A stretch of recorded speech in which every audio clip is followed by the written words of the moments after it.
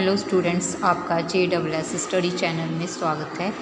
तो आज के वीडियो में हम जो है 10th क्लास का 2025 का रियल हिंदी का पेपर जो है सेकंड लैंग्वेज का आया था उसे हम सॉल्व करेंगे। तो जो भी मेरे चैनल से जुड़े विद्यार्थी हैं वो इस पेपर को ठीक से तैयार करें, क्योंकि इसमें से काफ़ी क्वेश्चंस जो हैं वो रिपीट होंगे। तो इसी के साथ साथ रिवीजन पेपर टेस्ट जो है टेस्ट सीरीज़ भी मैंने डाली हुई है। उसमें जो मॉडल पेपर दिए गए हैं, मॉडल टेस्ट पेपर, उन्हें आपने रिवाइज़ करना है और साथ ही साथ जो है शांति गेस्ट पेपर का जो है वीडियोस हैं उन्हें भी आपने देख लेना है, ताकि आपके पेपर में जो मार्क्स हैं वो काफ़ी अच्छे आएँ। तो चलिए स्टार्ट करते हैं इस पेपर को सॉल्व करना। तो ये पिछले साल का पेपर है। इसमें देखते हैं वार्षिक हिंदी का पेपर सेकंड लैंग्वेज का। इसमें सबसे पहले आपको इंस्ट्रक्शंस दी गई होती हैं कि क्या क्या आपने पेपर में करना है। उसके बाद में पहले भाग में प्रश्न दिया गया है, भाग का में निम्नलिखित बहुवैकल्पिक प्रश्नों के सही विकल्प को चुनें। ठीक है, तो उचित शब्द का सही भाववाचक संज्ञा शब्द क्या होगा? तो इसका उत्तर है औचित्य। ठीक है, नेक्स्ट क्वेश्चन है कि निम्नलिखित में से कौन सा शब्द प्रेम का पर्यायवाची नहीं है? तो प्रेम का पर्यायवाची जो नहीं है वो है प्रणाम। ठीक है, बाकी सारे प्रणय, अनुराग और प्रीति प्रेम के ही पर्यायवाची हैं। व्याकुल शब्द का सही संधि विच्छेद क्या होगा? तो वो होगा व्याकुल, ग ऑप्शन में है। ठीक है, आगे दिया गया है यज्ञशाला का समस्त पद जो है का सही समास विग्रह क्या होगा? तो यज्ञशाला मतलब यज्ञ के लिए शाला, ख ऑप्शन हो गया। आगे दिया गया है प्रश्न है कि बहुविकल्पी प्रश्नों में सही विकल्प को चुनें कि स्कूल बस में जो है छात्र छात्राएं कहाँ जा रहे थे एहसास कहानी के अनुसार। ठीक है, तो वो कहाँ जा रहे थे? शैक्षिक भ्रमण के लिए, ख ऑप्शन। नेक्स्ट क्वेश्चन कि अशिक्षित का हृदय कहानी के अनुसार मनोहर सिंह ने रुपए लौटाने की मोहलत कब तक की मांगी थी? तो वो थी 1 सप्ताह की, का ऑप्शन हो गया। नेक्स्ट क्वेश्चन है कि मीरा अपने आंसुओं के जल से किस बेल को सींच रही थी पदावली के अनुसार? तो उसका उत्तर है श्री कृष्ण रूपी प्रेम की बेल को बो रही थी। नेक्स्ट क्वेश्चन नीति के दोहे पाठ में रहीम के अनुसार सच्चे मित्र की क्या पहचान है? तो सच्चे मित्र की पहचान है जो कि विपत्ति में अपने मित्र के काम आएगा, ऑप्शन में उत्तर दिया गया है। नेक्स्ट क्वेश्चन है कि पद्यांश को पढ़ें और बहुविकल्पी प्रश्नों के उत्तर दें। तो पद्यांश क्या है? दिया गया है कि साहब ते सेवक बड़ो जो निज धर्म सुजान, राम बांध उतरे उदधि लांघी गए हनुमान। ठीक है, तो ये है पंक्तियाँ। तो इसमें उदधि शब्द का अर्थ क्या है? तो उदधि होता है समुद्र को कहते हैं। ठीक है, नेक्स्ट क्वेश्चन है कि प्रस्तुत दोहे का केंद्रीय भाव क्या है? तो इस दोहे का केंद्रीय भाव है, इस दोहे में कवि ने सच्चे और समर्पित सेवक या भक्त की प्रशंसा की है। ठीक है, ख ऑप्शन में क्या उत्तर। आगे प्रस्तुत दोहा किस कवि के द्वारा लिखा गया है? तो ग तुलसीदास जी का है, यह दोहा है। और तुलसीदास ने जो है किसे स्वामी से बड़ा माना है? तो किसे माना है उसने? सेवक या भक्त को, जो सच्ची भक्ति करता है। निम्नलिखित मुहावरों और लोकोक्तियों के बहुवैकल्पिक प्रश्नों के उत्तर देने हैं आपने।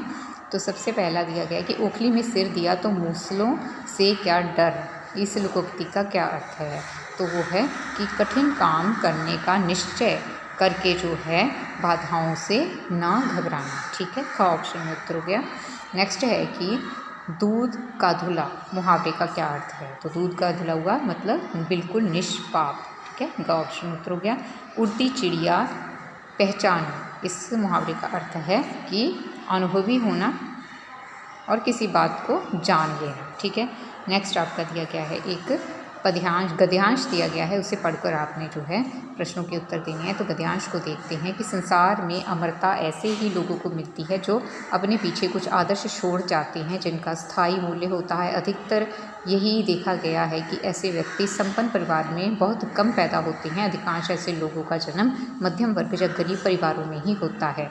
मनुष्य में विनय, उदारता, कष्ट सहिष्णुता, साहस आदि चारित्रिक गुणों का विकास अत्यावश्यक है। ये गुण व्यक्ति के जीवन को अहंकारहीन और सादा सरल बनाते हैं। जीवन में सादगी लाने के लिए दो बातें विशेष रूप से करने योग्य हैं। प्रथम बात, जो कठिन से कठिन परिस्थितियों में धैर्य को न छोड़ना, और द्वितीय बात है कि अपनी आवश्यकताओं को न्यूनतम बनाना। और सादगी का विचार से ही घनिष्ठ संबंध है, विचारों से घनिष्ठ संबंध है। हमें सादा जीवन व्यतीत करना चाहिए और अपने विचारों को उच्च बनाए रखना चाहिए। और व्यक्ति की सच्ची पहचान उसके विचारों से करने से ही होती है। मनुष्य के विचार उसके आचरण पर प्रभाव डालते हैं और उसके विवेक को जगाए रखते हैं। विवेकशील व्यक्ति ही अपनी ज़रूरतों, आवश्यकताओं को सीमित रखता है, और सादा जीवन व्यतीत करने वाले व्यक्ति को कभी जो है हतप्रभ होकर अपने आत्मसम्मान पर आँच नहीं आने देनी चाहिए। और सादगी मनुष्य के चरित्र का अंग है, वह बाहरी चीज़ नहीं है। और अभी दिया गया है कि सहिष्णुता शब्द का क्या अर्थ है, तो इसका अर्थ होता है सहिष्णुता का सहनशीलता।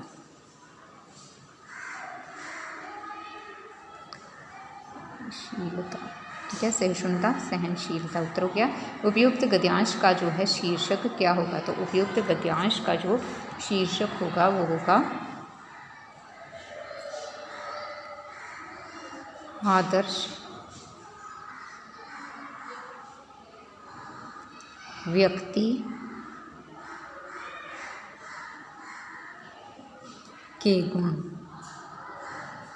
ठीक है, ये हो गया इसका शीर्षक। आगे, संसार में कौन लोग अमर हो पाते हैं, तो इसका उत्तर यहाँ से देखते हैं कि संसार में अमरता ऐसे ही लोगों को मिलती है जो अपने पीछे कुछ आदर्श छोड़ पाते हैं जिनका कोई स्थायी मूल्य होता है। तो यहाँ तक आपका पहला उत्तर हो गया। दूसरा जो प्रश्न है आगे का कि जीवन में सादगी लाने के लिए कौन सी दो बातें विशेष रूप से करने योग्य हैं, तो वो हैं कि जीवन में सादगी लाने के लिए, यहाँ से लेना है, सादगी लाने के लिए दो बातें जो विशेष रूप से करने योग्य हैं। प्रथम बात, कठिन से कठिन परिस्थितियों में धैर्य को न छोड़ना, और द्वितीय बात कि अपनी ज़रूरतों को न्यूनतम बनाना। जहाँ तक आपने दूसरे का उत्तर कर लेना है। आगे दिया गया है प्रश्न कि व्यक्ति की सच्ची पहचान किस बात से होती है, तो व्यक्ति की जो है वो सच्ची पहचान जो है उसके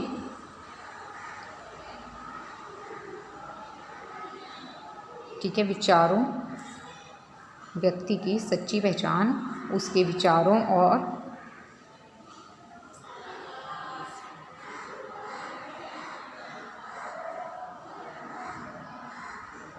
विचारों से करनी चाहिए। ठीक है, विचारों से करनी चाहिए, यहाँ से लेना है आपने। व्यक्ति की सच्ची पहचान उसके विचारों से करनी चाहिए, ये पाँचवें का उत्तर हो गया आपका। आगे प्रश्न दिया गया है, निर्देशानुसार उत्तर दें कि अनिवार्य शब्द का विलोम विपरीत शब्द जो है डैश होगा। अनिवार्य का क्या होगा, ऐच्छिक।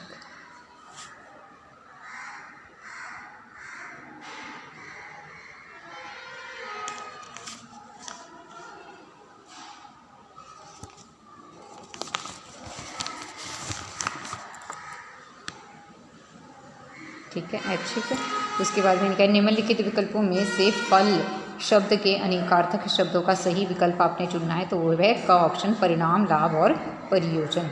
ठीक है, तो उसके बाद में शिमला की सौंदर्यता को प्रभावित करती है, इस वाक्य को शुद्ध करके लिखना है। तो इसमें शुद्धता आपने करनी है कि शिमला की सुंदरता। ठीक है, शिमला की सुंदरता, शिमला की सुंदरता सबको, बाकी सारा वैसे ही लिख देना है, सबको, सौंदर्यता की जगह पर आपने सुंदरता लिख देना है, सबको प्रभावित करती है।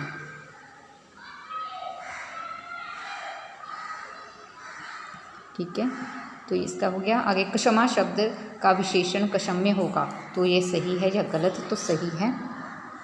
ठीक है, ये उत्तर जो है आपका क्या आएगा, सही। आगे समरूपी भिन्नार्थक शब्द बहु, बहु में बहु का अर्थ वधु और बहु का अर्थ बहुत है, तो इसका सही या गलत आपने लिखना है। तो ये क्या हुआ, ये गलत है।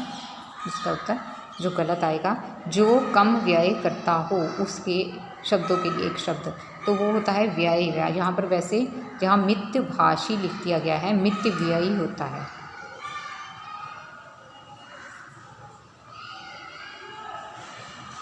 ठीक है, मितव्ययी होता है, परंतु यहाँ पर मितभाषी लिखा गया है इसलिए ये गलत है, परंतु बोर्ड की ओर से इसे सही माना गया है। तो इसलिए इसके बारे में आपने देख लेना है, विवादित है, ठीक है। वैसे क्या होता है, मितव्ययी, यहाँ पर इसे सही भी माना गया बोर्ड की ओर से। आगे दिया गया प्रश्न है कि सूखी डाली एकांकी में दादाजी ने अपने कुटुंब की तुलना पीपल के पेड़ से की है। तो किससे की थी? पीपल के पेड़ से, बरगद के पेड़ से, है ना। तो इसका उत्तर आएगा आपका सही। आगे है, देश के दुश्मन एकांकी में वाघा बॉर्डर पर मारे जाने वाले 2 सरकारी अफसरों में से एक कमिश्नर था। तो ये कमिश्नर था, तो इसका क्या उत्तर है? इसका उत्तर आपका सही आएगा। आगे है, शल्य कौन था? मैं और मेरा देश के एक वाक्य में बताए। तो शल्य जो था, क्या था? नकुल का मामा, है ना। शल्य जो था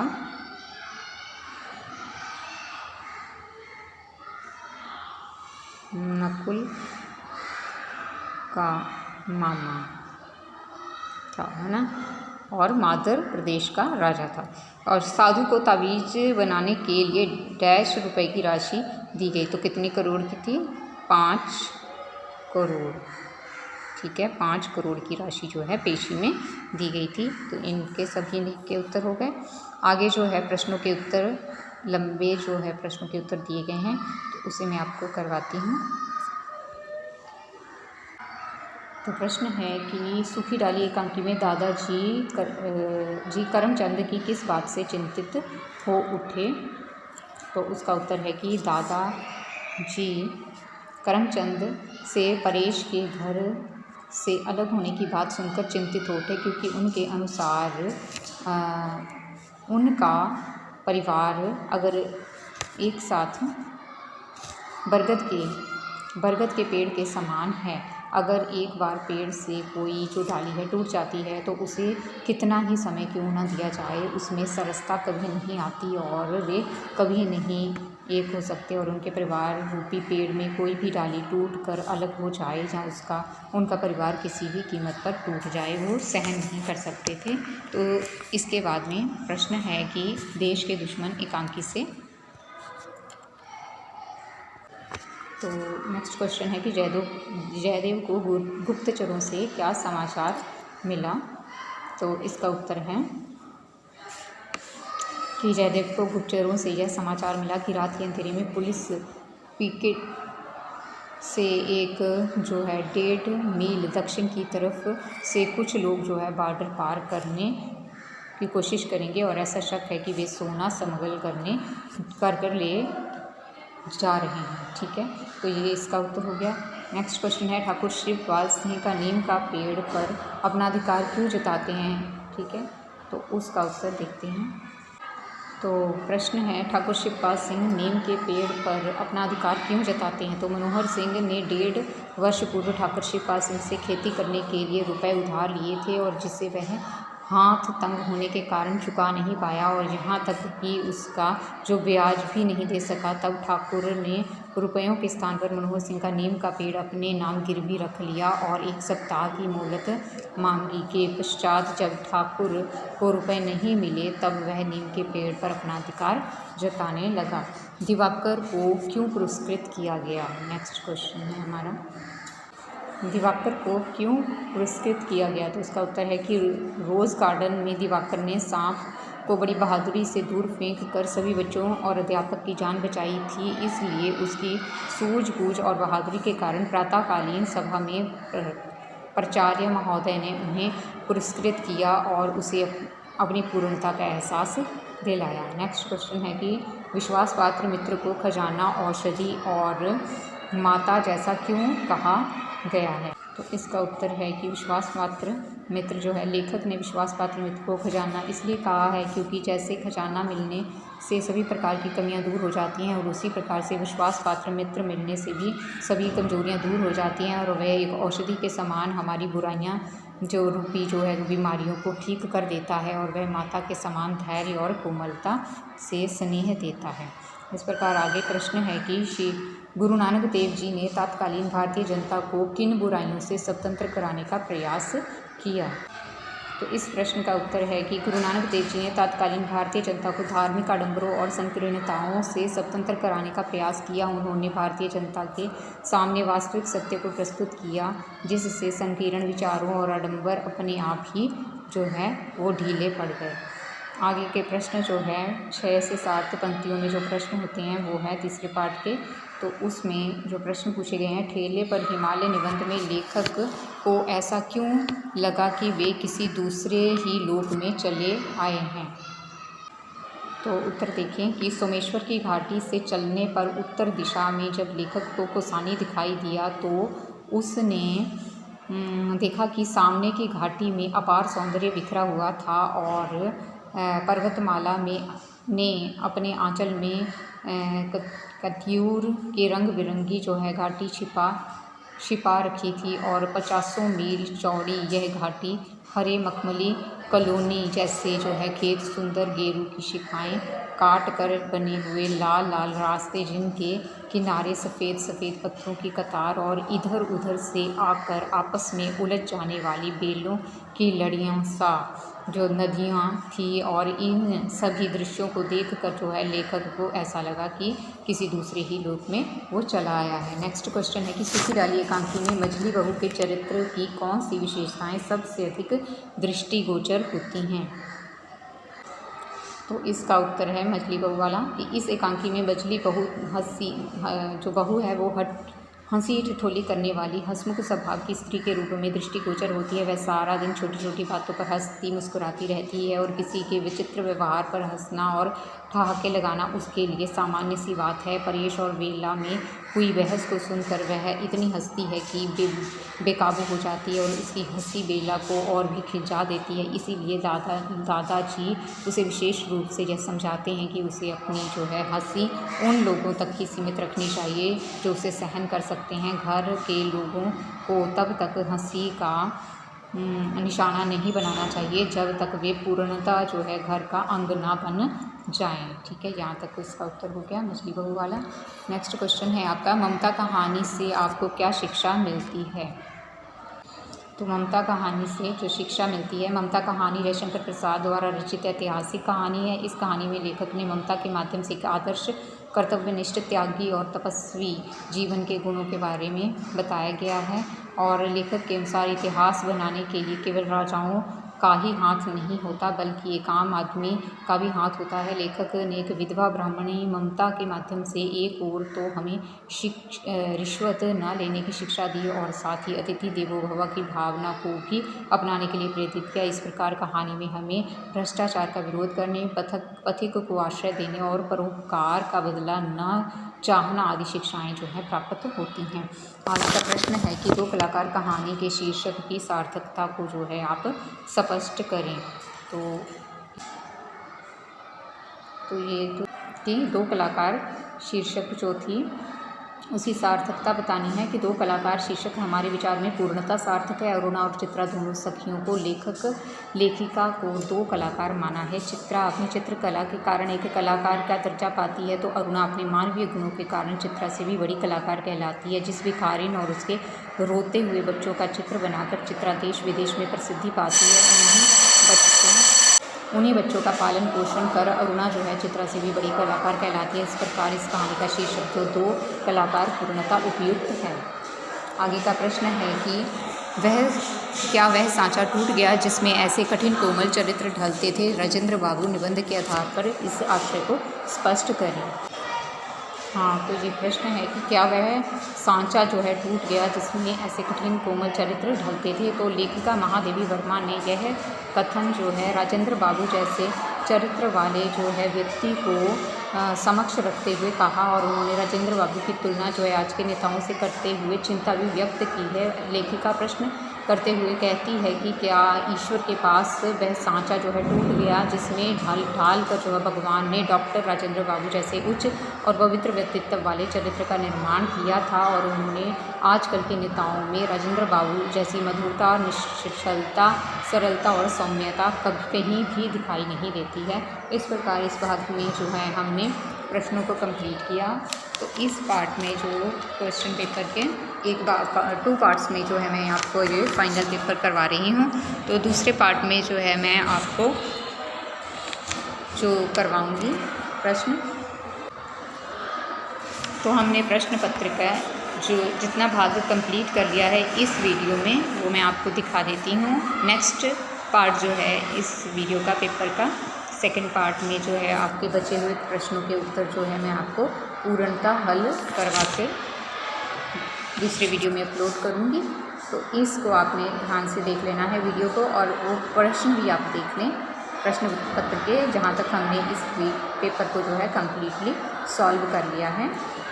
तो अधिकतर जो है ये प्रश्न जो है बार बार रिपीट होते रहते हैं, तो इन प्रश्नों को आपने अच्छी तरह से तैयारी कर लेनी है, ताकि आप अगर इस पेपर में भी आपका जो है इस बार भी ये क्वेश्चन रिपीट हो तो आप इसे आसानी से कर सकें। यहाँ तक हमने भाग कंप्लीट कर लिया। आगे हम ग भाग से करेंगे, जिसमें जो है अनुवाद है हिंदी से।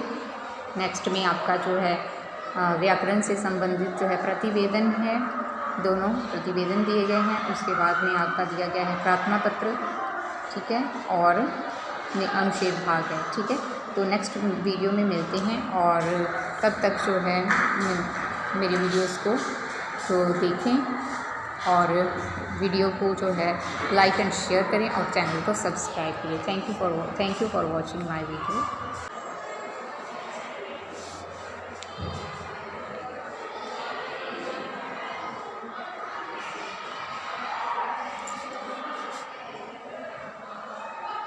Like video, comment, share and subscribe my channel. मिलते हैं दूसरे पार्ट में। Thank you.